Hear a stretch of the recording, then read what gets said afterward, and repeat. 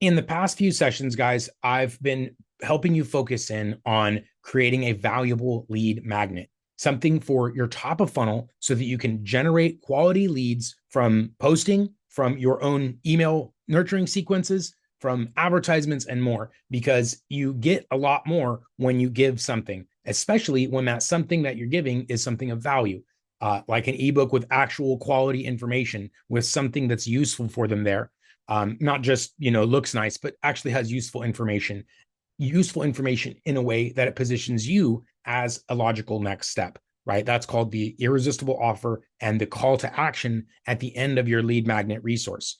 It should be simple, digestible. All this was covered in the previous trainings. So now, awesome, we have this resource. Hopefully, if you've been following along, and if not, go check those ones out and develop a really cool resource for 2026 and beyond.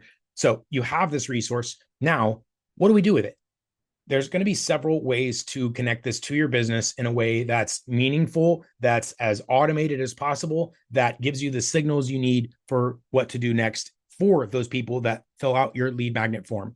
Now, I'm going to start with the Dubb technology, right? Because we can do this all natively inside of Dubb without any additional technologies. And of course, I'll also describe how this could be integrated into maybe some other technologies that you are using.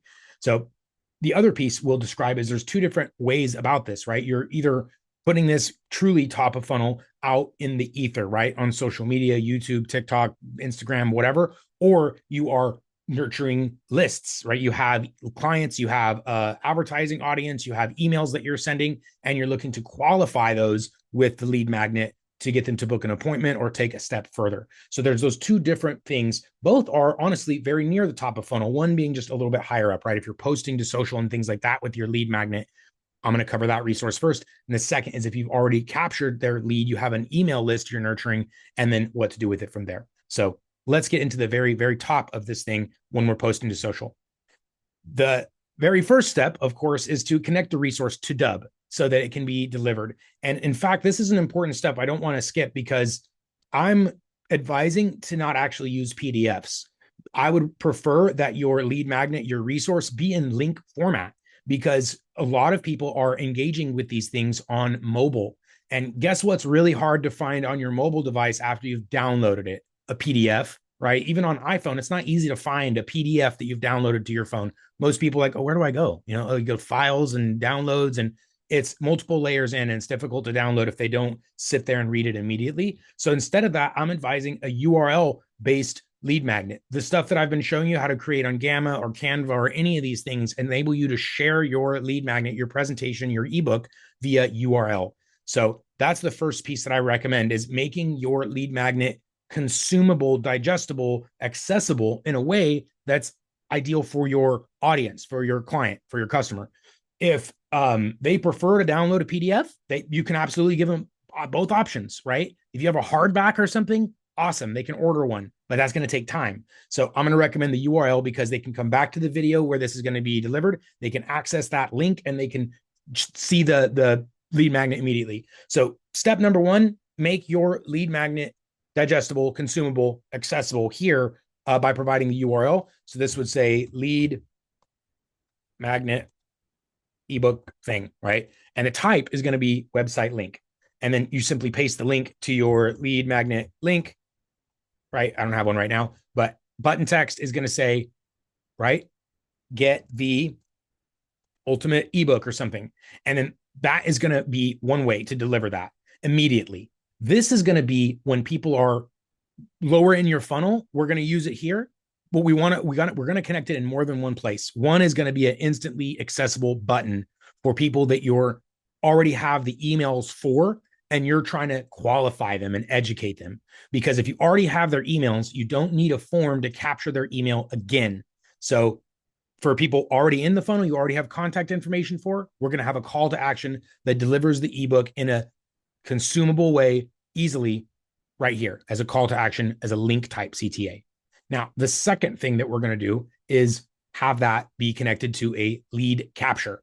So we're going to take this same link that we just talked about, the lead magnet URL, and we're going to go to forms, and we're going to say lead magnet form.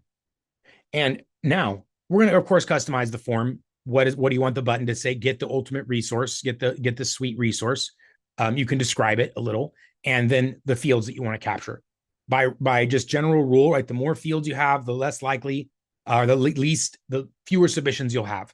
The higher quality typically, but the questions count. And so depending on where you're at in your business, you might want more or less. I've had a lot of people that want better quality questions so they get more qualified prospects. I've had people want just make it as frictionless as possible because I want volume.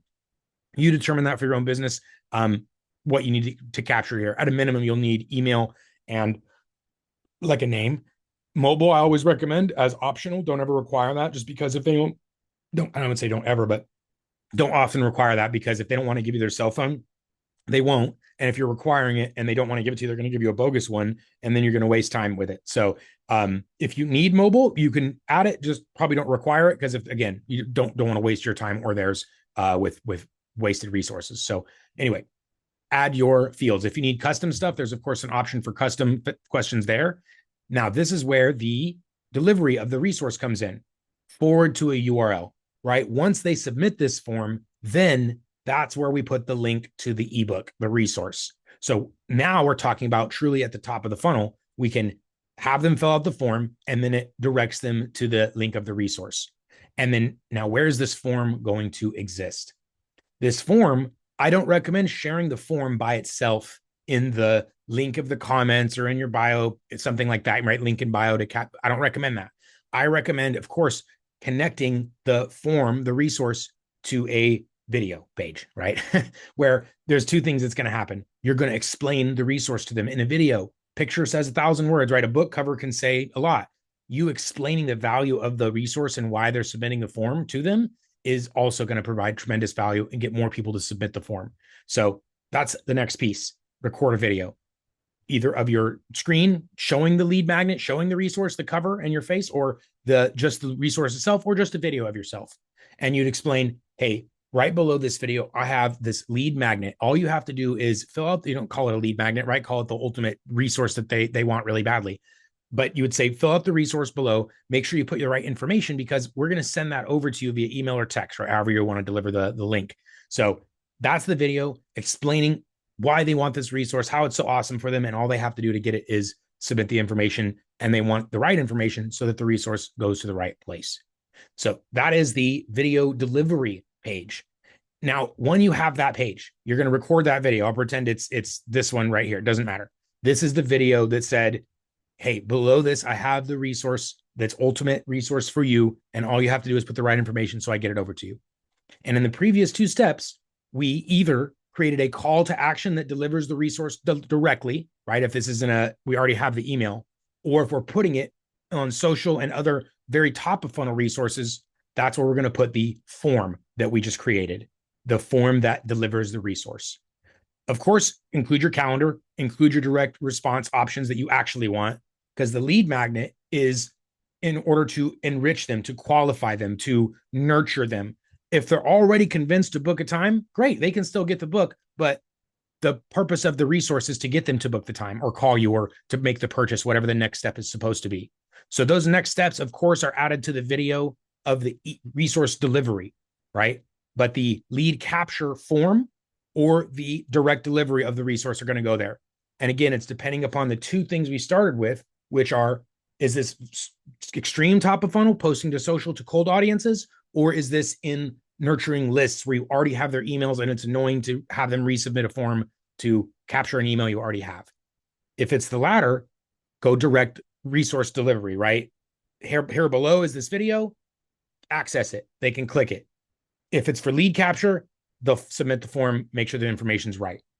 So you might even have two different videos or just one video, depending on what you're doing more. If you're like, hey, I have lists, I have contacts I need to nurture. If you're like, no, I'm out on the cold, I'm posting to social, or if you need both of those, you'll have one video for each of the resource delivery pages. So this is all the first parts of connecting this. And I broke it down step by step because we often hear that, oh, for us, it's like so easy. It's easy. But really, there's like 100 steps there, right? I mean, they're clicks. I'm saying steps are clicks, but you want to think about this strategically at each one of these steps, right? Does it make sense to put a link with no context to provide a resource? No, of course not. It makes sense to say, hey, I have this awesome resource for you, and I'm going to explain why it's so valuable for you and how you're going to get it and all that, right? You'd that would make more sense. And you'd have a smarter, more qualified opportunity and lead as a result of it. So that's what we're breaking down here, guys, is you can put a link anywhere, a link to directly to the resource. But if we want to capture the lead and we want to capture a quality of lead and we want to capture more of them and have them, when they actually connect with us, like, oh my God, it's you from all the videos. It's you. Guys, I can't express that enough too. That value of that, it builds tremendous trust with your prospects before you ever connect with them. And when you finally do, they're like, oh my God, it's you. It's such a cool experience. I've got to experience it thousands of times. It's over the years, right? It's amazing. And I hear that from my clients all the time as well. They're like, oh my God, it's you. You're the video guy. The one that sent the videos. They're in the videos. It's a really cool kind of celebrity effect that you get to feel, micro celebrity feeling that you get. And again, it's a tremendous way to build trust and warming with you don't get otherwise, right? Even on the phone, they're like, man, that's the person I've been talking to this whole time. You're on the phone the whole time. Video's not like that, guys. It's asynchronous. It's happening when you're sleeping. So that's why I'm recommending putting the FaceTime, building the trust at each of these individual milestones. Let's continue. One more piece. So we said you're going to have a resource delivery page that says, hey, below this, I have a resource for you. This is, and if this is below a social post, right, you put it in social, then the link in LinkedIn or Facebook in the comments, never in the post itself, but in the comments, that's where this link goes. Hey, I have a resource for you. It's going to be awesome. Here's why you want it. It's so valuable. All you have to do is fill the form. And then that is going to now activate your top of your funnel. That's your lead capture. That is the entrance into the funnel of your business. And that's why we want to make sure those things are sharp and impressive. And we have a warm greeting for folks because that's where we get a first at bat, right? An opportunity to make a first impression with people and make it a good one, right? It doesn't take much more effort to do that one video one time and to create this really good lead magnet one time. All those things are not on the scale of super high effort, right? You can do it. It's one effort, one time. It's not forever, always. You have to keep redoing it. So this is the first piece. The second piece of it, guys, is just what I was saying. What's the next logical step after they've gotten the resource? Give them the resource, right? They get the resource. What's next? The follow-up. So instead of you having to create multiple steps of following up with them manually, which I'm not saying don't don't do any manual follow-up. What I'm saying is if you're doing this on social and people are engaging with your stuff at midnight, you don't want them to get something and then not hear from you for a day or two. What if it's a weekend? Or what if you get sick or something? So this is the next logical step to your lead capture, which is automation. The workflow gets triggered, right? Step one, when the form gets filled. And then going back one step to the form that we showed, right? The lead capture form that we talked about has add a tag. So it sends them to the ebook and adds the tag to them that puts them into your funnel, the rest of it, right? So that's the tag. They filled out the form. They got the ebook, the resource delivery page. Then they get follow-ups.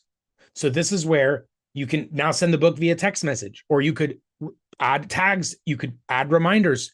My best recommendation, guys, here, and this is what I was talking about before we hit record, is this is where the mastering automation really comes in, because people are like, well, what do I put after that? All right. What makes sense after step 1 and 2? Here's the book. Hope you like it. And what's after that? And after that? And after that? Do you just give up? Do you stop chasing them down? Do you stop trying to provide value to them or to convert them? No. In fact, this is where, like, again, that mastering automation, and just FYI, there's a big training on this in the founder coaching. And I've covered it a few times because the new stuff is you can use AI to generate the ideas much easier. So if you're in part of the Pro Plus, you're in this founder coaching program right here under founder coaching, it'll be right in your dashboard and you'll be able to access the curriculum. I'm talking about the mastering automation right there. And there's even a few follow-ups down here where we've talked again about AI, how to generate the topics more easily. The idea of mastering the automation is, at this point, if you watch that training and you start to internalize this information, you'll know exactly what to do at that point, because it's going to be based on the cadence, right? How often are you sending these follow-ups? That's based on where did they come from, right? Is this urgent? Is this extremely urgent of like time sensitive? Is this passive nurturing follow-up over long term? Is it a combination of those things? Should you start high volume and then go long term?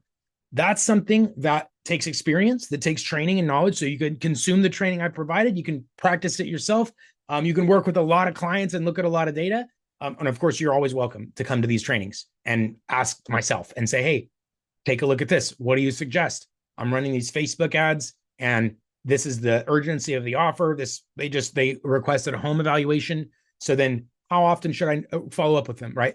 That's the type of stuff that if you want to ask chat, you want to come talk to a human, you have these resources available for you guys. The information is there and it's in the trainings I provided, the human support you can ask for. One of your favorite AI tools might give you a pretty decent answer as well. So that's the next step though, guys, is creating a workflow, a series of touch points that are valuable, that each of them say, wow, that was so cool. And it happens automatically when you're sleeping or getting, spending time with your family or whatever it is that you need to be doing. And you're not forgetting to touch those people. And you don't just give up after 3 phone calls and text messages because it's going to work passively for you in the background. That's the single biggest unlock for businesses that don't have it. When you can turn that thing on and you wake up to appointments, you're like, wow, that was really cool. So that's it, guys. That's the second piece of the funnel training. Is previously we talked about how to create the lead magnet. And in this one, we talked about how to deliver it and connect it to the next steps in your automation. And you guys have the next steps of actually building out that automation. Responsibility to either ask the right questions, show up to the right trainings, or consume the stuff yourself, because the last thing you want is to pull something off the shelf that's terrible that says, hey, just checking in, just following up. How's it going? Don't do that, because then you're going to burn your leads. You're going to burn your opportunities, because meanwhile, there's somebody, your competitor or whatever is way more interesting and valuable and than the generic stuff that's checking in. How's it going? So take that upon yourself.